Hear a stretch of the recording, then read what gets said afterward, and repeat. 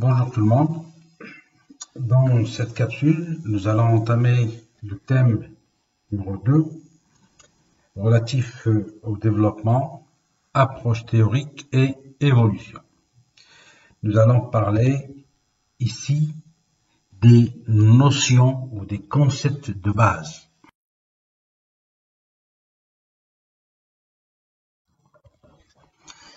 Commençons par introduire ce thème. Le sujet du développement, la question du développement en sciences économiques a été l'objet de recherche et de réflexion dans une discipline économique à part intitulée l'économie du développement qui a fait son apparition vers les années 50 du XXe siècle, c'est-à-dire juste après la Seconde Guerre mondiale. Le champ d'investigation ou de recherche de cette discipline était et les pays sous-développés ou les pays pauvres. En fait, le terme sous-développé a été utilisé en premier, mais par la suite, comme on va le voir, il sera abandonné et remplacé par d'autres expressions, d'autres termes, qui signifient, qui caractérisent en fin de compte, ou qui distinguent les mêmes catégories de pays, les pays qui se trouvent généralement en Afrique, en Asie et en Amérique latine.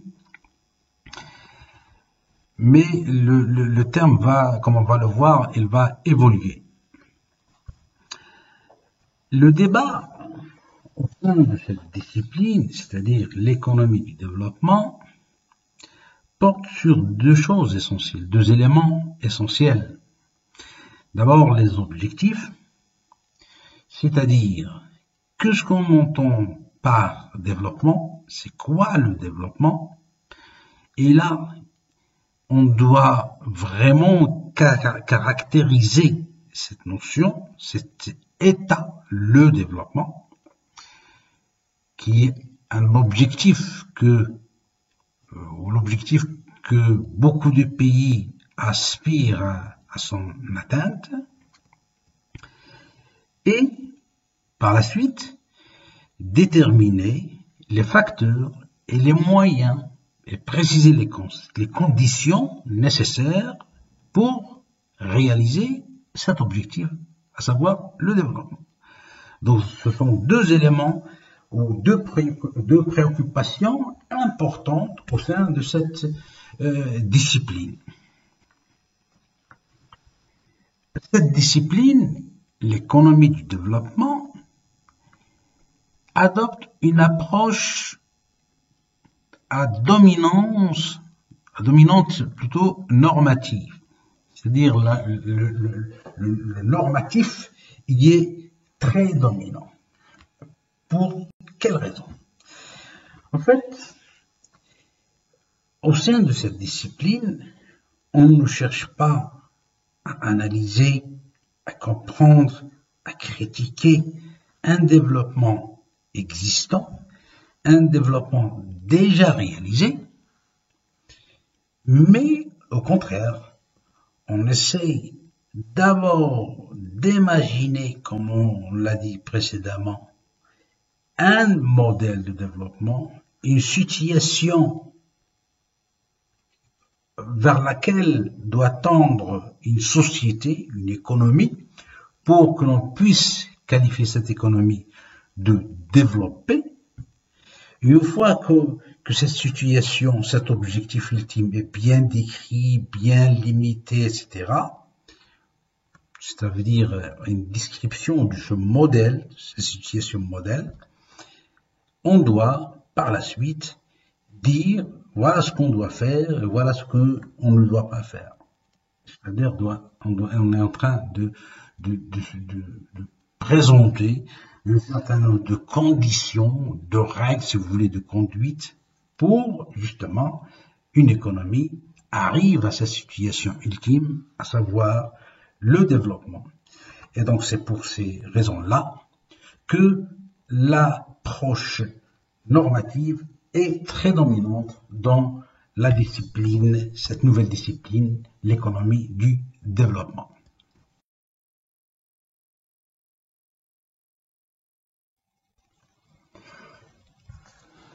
Quel est l'intérêt pour nous d'analyser le sous-développement?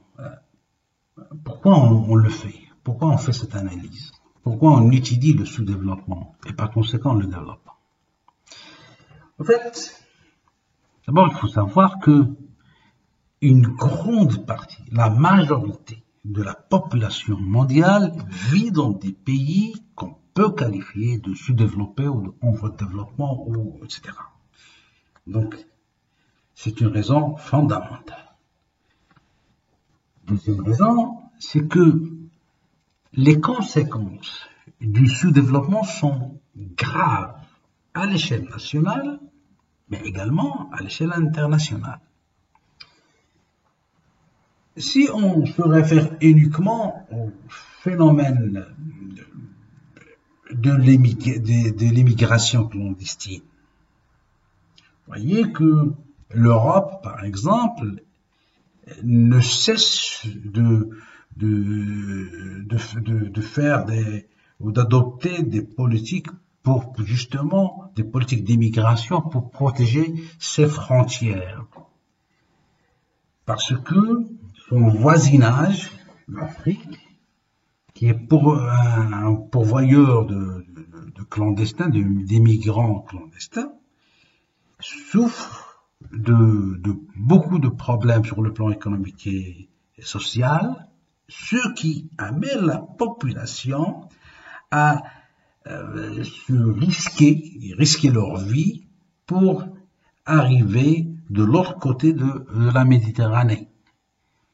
La raison fondamentale de ce mouvement d'immigration clandestine est la situation socio-économique qui domine les économies de l'Afrique, notamment l'Afrique subsaharienne, mais pas que l'Afrique, l'Asie, le Moyen-Orient par exemple, l'Amérique latine, pareil, les Mexicains qui veulent entrer aux États-Unis, etc.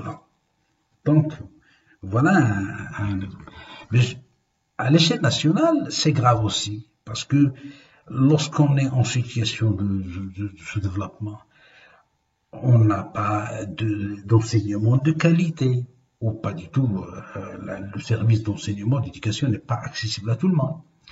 Les services de santé, les moyens de transport, etc.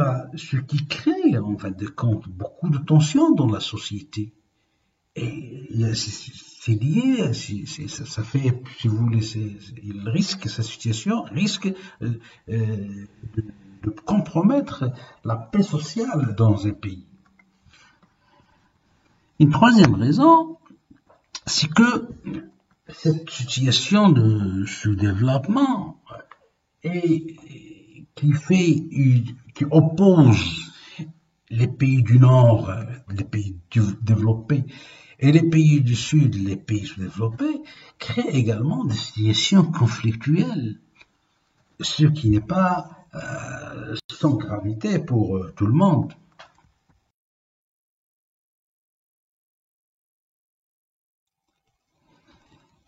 Alors, présentons les concepts de base.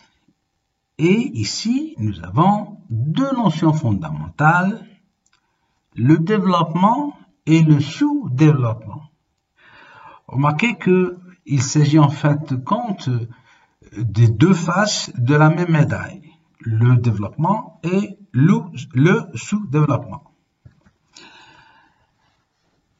Ces deux termes, développement et sous-développement, est le fruit de la distinction entre les pays du Nord développés et les pays du Sud sous-développés.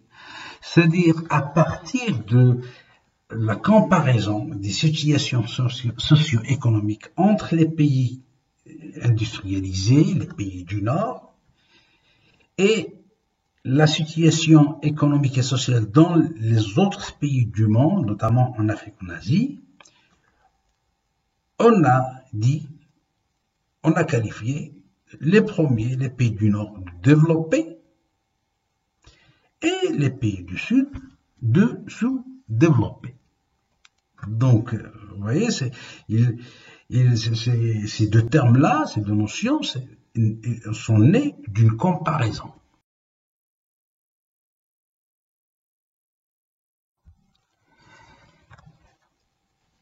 Définition du développement.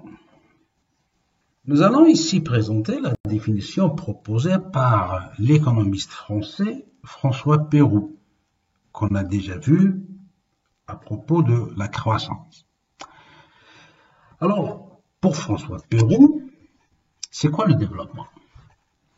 Bien, le développement est la combinaison des changements mentaux et sociaux d'une population qui la rendent apte à faire croître, augmenter, cumulativement et durablement son produit réel et global. Cette définition implique deux faits principaux. Mais avant d'examiner ces deux faits, revenons à cette définition. Remarquez que François Peyroux est en train de parler du développement comme étant une combinaison entre quoi? Entre des changements mentaux, les changements dans la mentalité des citoyens, de la population, et des changements sociaux, c'est-à-dire les structures sociales changent également. Les changements dans les mentalités et dans les structures sociales combinés de façon à permettre à cette population de faire augmenter sa richesse, son produit réel, le PIB par exemple, de façon cumulative et durable. C'est ça. Donc, remarquez qu'il y a des choses qualitatives, les changements de mentalité, les changements dans les structures, qui vont permettre des transformations quantitatives, l'augmentation de la richesse, de façon cumulative et durable. Cette définition implique deux faits principaux.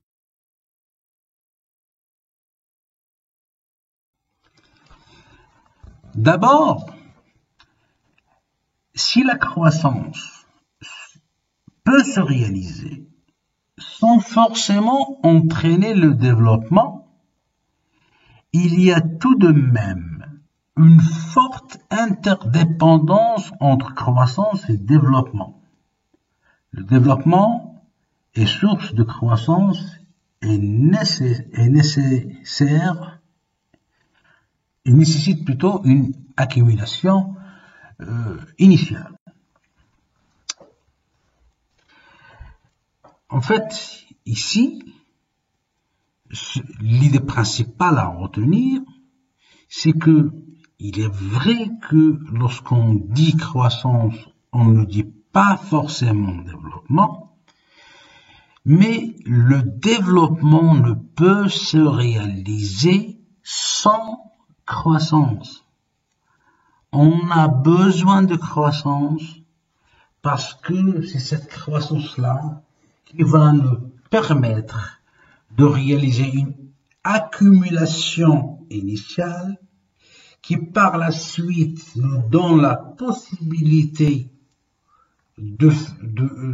d'avoir des changements dans les mentalités, dans les structures sociales, qui à leur tour vont permettre de faire augmenter encore davantage la richesse, donc encore plus de croissance, de façon cumulative et de façon durable. Donc, même si les deux termes ne signifient pas la même chose, croissance et développement, les deux sont intimement liés. Ensuite, le développement est un processus de long terme. Le fait que dans sa définition, Pérou dit que la richesse ou le produit réel d'une nation, d'une population, augmente de façon cumulative et durable. Cette durabilité ne peut s'inscrire que dans le long terme. La croissance également, comme on l'a vu précédemment, s'inscrit dans le long terme. Mais entre-temps, on peut avoir de petites périodes de croissance. C'est l'expansion économique. Ces petites périodes de croissance vont également nous permettre, ou permettre à une population de réaliser cette accumulation initiale nécessaire pour enclencher ou déclencher plutôt le processus de développement.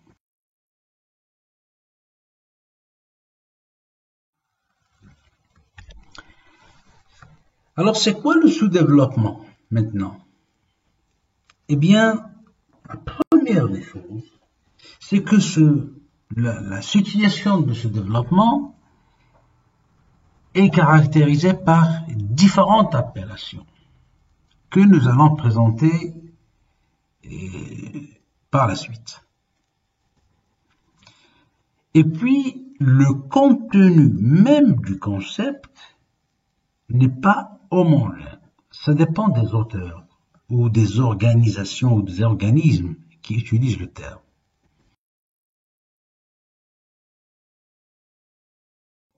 Examinons maintenant les différentes appellations. Il y a d'abord la première expression utilisée par le président américain Harry Truman en 1949, puis l'expression ou le terme proposé par Alfred Sauvy, l'économiste français, en 1952. L'Organisation des Nations Unies va proposer un autre qualificatif ou terme. Et puis, à partir des années 80, on va voir la cohabitation de plusieurs termes en même temps.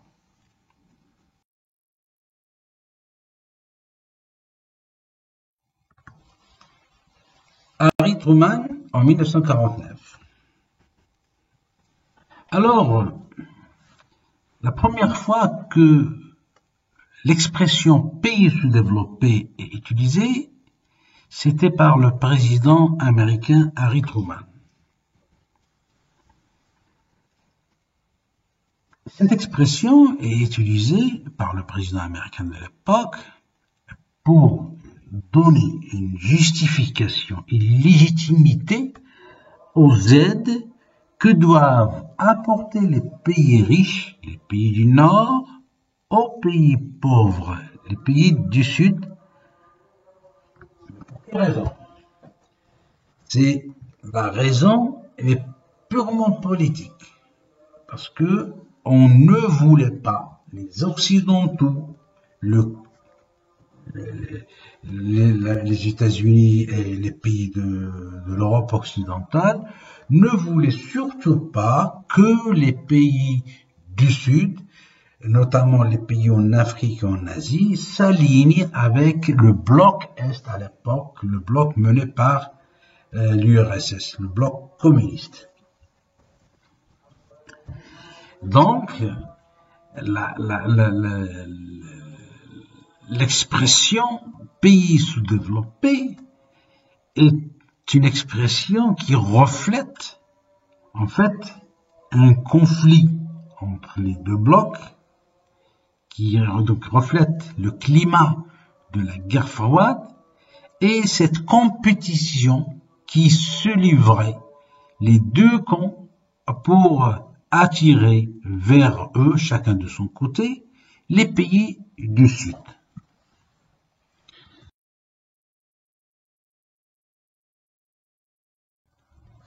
Alfred Sauvy, économiste et démographe français, va plutôt proposer une autre appellation qui a un contenu fortement politique.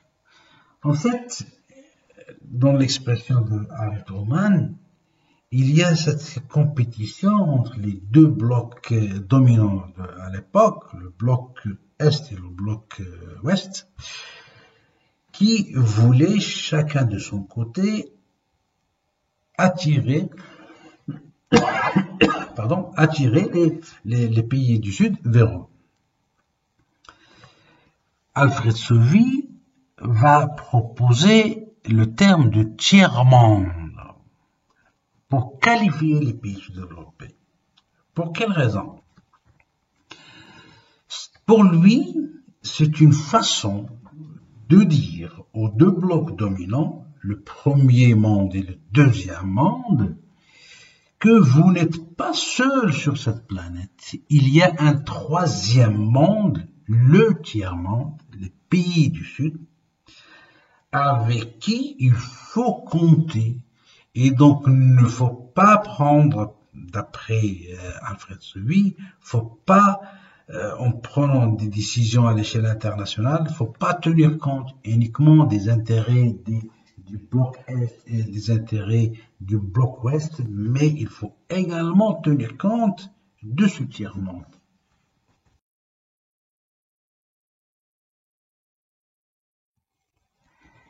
L'ONU, l'Organisation des Nations Unies, vers les années 70, et dans le cadre un petit peu d'apaiser les tensions du conflit de la guerre froide, et aussi d'apaiser les tensions entre les pays du Sud et les pays du Nord, parce que les pays du Sud ont commencé à réclamer un nouvel ordre économique international. Et donc, pour un petit peu apaiser les tensions, il va proposer une autre appellation. Il va qualifier les pays du Sud, ou les pays du sous-développé, ou les pays du tiers-monde, par le terme les pays en voie de développement, les PVD.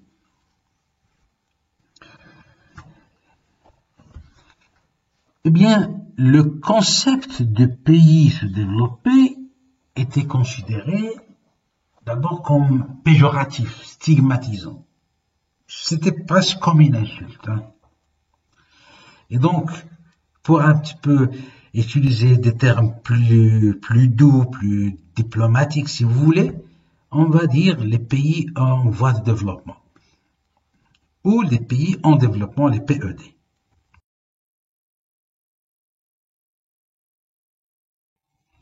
À partir des années 80, on va plutôt parler des pays en développement. Pourquoi les pays en développement? Les pays en développement, le terme, il est plutôt optimiste. Parce que il exprime le fait que les pays du Sud ont trouvé leur chemin, tracé leur objectif, tracé leur chemin à parcourir pour arriver à cet objectif, à savoir le développement, et ils ont déjà commencé à parcourir un bon bout de chemin de cette épopée vers le développement. Et donc, ils ne sont plus à la recherche, ils ont cherché, ils ont trouvé, ils ont tracé leur objectif, ils ont mis les conditions, etc., et les facteurs nécessaires pour arriver, pour réussir dans cette mission, et ils ont commencé leur marche vers le développement. C'est pour cela que on qualifie cette vision, cette appellation d'appellation optimiste. La notion de pays en développement, qui a commencé avec les années 80, cohabite actuellement avec d'autres appellations. Par exemple, actuellement, on parle toujours des PED, des pays en développement, mais on parle également des pays du Sud et des pays du Nord, parce que c'est une localisation géographique. Les pays en développement, ou se développer, ou les pays du tiers-monde, ce que vous voulez, se trouvent, la majorité d'entre eux se trouvent dans l'hémisphère sud de la planète, et les pays développés se trouvent pour leur part dans l'hémisphère nord de la planète. Il y a un autre terme qui est utilisé plus fréquemment ces derniers temps, ces dernières années, c'est les pays émergents. Et un pays émergent veut dire que c'est pas un pays développé, mais un pays qui est proche, très proche. Il ne lui reste pas grand-chose pour arriver à la situation de développement.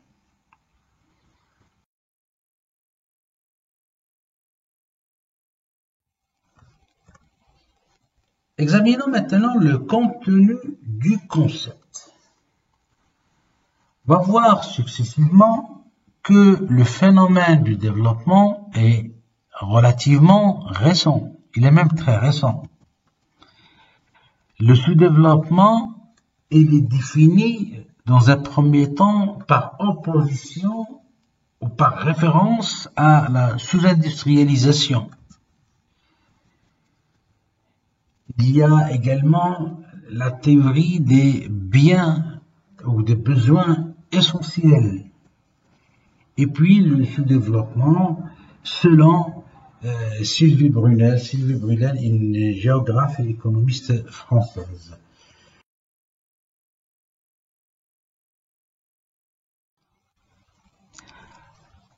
Alors pourquoi le développement est un phénomène récent? Eh bien, le développement est un phénomène très récent parce que il ne concerne qu'un nombre réduit de pays à partir du XVIIIe siècle, juste après la révolution industrielle. Parce que, rappelez-vous, lorsqu'on a parlé de la croissance, de l'histoire de la croissance, on a dit que jusqu'à la révolution industrielle, il y avait presque une stagnation de la production ou de la croissance à l'échelle mondiale. Et que les grands taux de croissance économique ne datent qu'à partir de la révolution industrielle vers la fin du XVIIIe siècle. Et cette révolution industrielle, les pays qui ont connu cette révolution industrielle sont limités, se trouvent pour leur part en Europe occidentale et dans l'Amérique du Nord en particulier. Et donc, avant la révolution industrielle, il n'y avait pas de ce concept de sous-développement, etc. Donc c'est relativement un phénomène nouveau pour dire qu'un pays, voilà, nous avons des pays développés et d'autres que non. Et puis, il était qualifié l'État qualifié de développement, c'est-à-dire si aujourd'hui on dit que les pays en Afrique ou en Asie se sont développés, en Amérique latine, eh bien cette situation, c'était la situation dominante avant la révolution industrielle dans tous les pays du monde. Donc tout le monde était sous-développé. Et donc ce n'est qu'à partir de la révolution industrielle qu'on a pu voir des pays développés. Donc, si vous voulez, le sous-développement, il est le premier. Le développement, il est nouveau.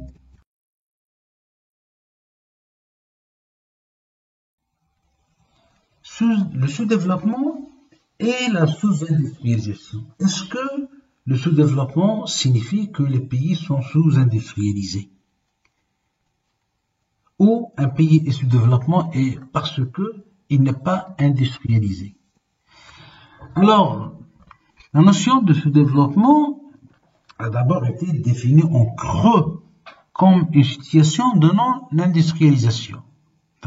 Donc, au départ, quand on qualifiait un pays de sous-développé, automatiquement, on disait que c'est un pays qui n'est pas industrialisé. C'est un pays qui est dominé par l'activité agricole.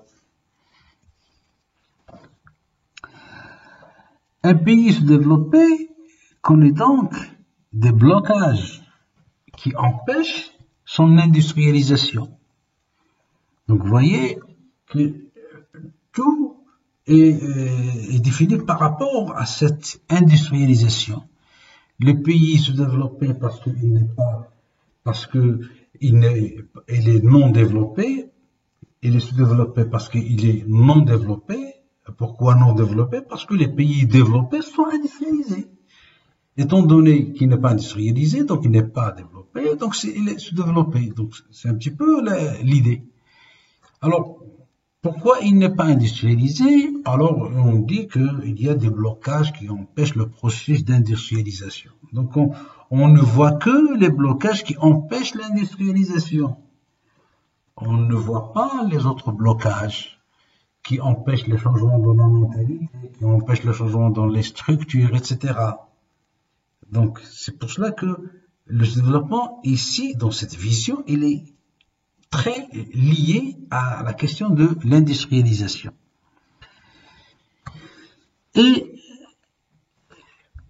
si on lève ces obstacles-là, on va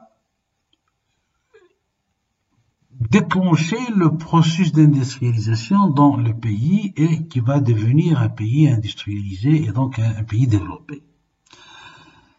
Cette façon de voir les choses n'est pas que théorique, parce qu'elle a eu des conséquences dans beaucoup de pays. Dans beaucoup de pays du tiers-monde, convaincus par cette vision que le sous-développement est synonyme de non-industrialisation et que pour se développer, il fallait industrialiser le pays. Donc, beaucoup de pays ont commencé à créer des industries et des pôles industriels même pour créer un petit peu ce qu'on appelle les phénomènes d'entraînement en aval et en amont, et vers la fin, on aura un pays industrialisé. Ces pôles d'industrialisation sont financés et réalisés par les États. Donc c'était le secteur public qui investissait dans ces pôles industriels.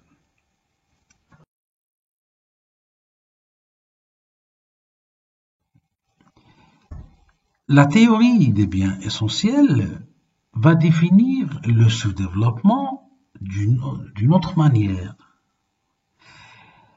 Elle dit qu'on ne peut pas réduire le sous-développement à sa seule dimension économique, au seul critère de la sous-industrialisation. Il est vrai que lorsqu'on n'a pas d'industrie, lorsqu'il y a la non-industrialisation ou une sous-industrialisation, ça, c'est une dimension du développement. Mais il n'y a pas que ça. La théorie des biens essentiels, ou des besoins plutôt essentiels, met l'accent sur la notion de manque. Le manque de quoi? Un pays sous-développé est un pays où les besoins fondamentaux de l'homme ne sont pas couverts, ne sont pas satisfaits. L'alimentation, la sécurité, santé, éducation, etc. Autrement dit, pour la théorie des besoins essentiels, on peut très bien avoir un pays industrialisé, même fortement industrialisé. Mais lorsque, en même temps, on trouve dans ce pays une population dont les besoins essentiels ne sont pas couverts, une population sous-alimentée, une population qui souffre du manque de sécurité, les problèmes de santé, il n'y a pas d'accès à l'éducation, etc. On ne peut pas qualifier dans ce cas ce pays de développé, mais il reste sous-développé.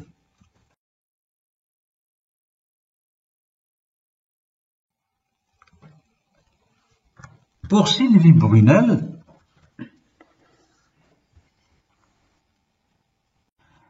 elle va définir le sous-développement à sa façon. En fait, l'auteur va caractériser le sous-développement par un certain nombre d'éléments, 4 éléments pour être exact. Un pays sous-développé est un pays où il y a une pauvreté de masse, c'est-à-dire que la majorité de la population vit en situation de pauvreté. Et la pauvreté ici, il faut l'entendre dans toutes ses dimensions et non pas uniquement dans la dimension monétaire. Pauvre quand on n'a pas un revenu, mais quand on n'a pas accès aux services de santé, quand on n'a pas accès aux services d'assainissement, d'eau potable, de l'éducation, etc. C'est ça la pauvreté dans toutes ses dimensions. Un pays sous-développé est un pays où il y a de fortes inégalités. Les inégalités entre les classes sociales, entre les hauts revenus et les bas revenus, entre le monde rural et le monde urbain, entre l'homme et la femme, etc. Donc, toutes les formes d'inégalité. Donc, il n'y a pas que les inégalités économiques, il y a les inégalités sociales également. C'est un pays sous-développé, c'est également un pays où il y a de l'exclusion. L'exclusion dans ces deux dimensions. À l'intérieur du pays, il y a de l'exclusion, c'est-à-dire il y a des couches qui sont marginalisées, exclues de toutes les politiques de développement, etc. Et il y a aussi une exclusion du pays lui-même dans le commerce international, c'est-à-dire il est soit marginalisé, soit carrément il ne participe pas dans le commerce international, mais pas que dans le commerce, mais également dans les connaissances, dans les connaissances scientifiques, le développement, etc. Donc, c'est toute l'exclusion également ici, il faut la comprendre de toutes ses formes. Et puis, l'insécurité. Et ici, l'insécurité, c'est pas uniquement le sens, c'est au stricto sensus, c'est-à-dire il n'y a pas d'ordre, etc. Non, il y a ça, mais il y a aussi la question environnementale. Si on vit dans un milieu pollué et on continue à le polluer sans qu'il y ait de mesures prises pour soit réduire ces pollutions ou carrément protéger le milieu ou l'environnement de toute pollution, alors on dit que la population vit en situation d'insécurité. L'insécurité dans toutes ses dimensions également.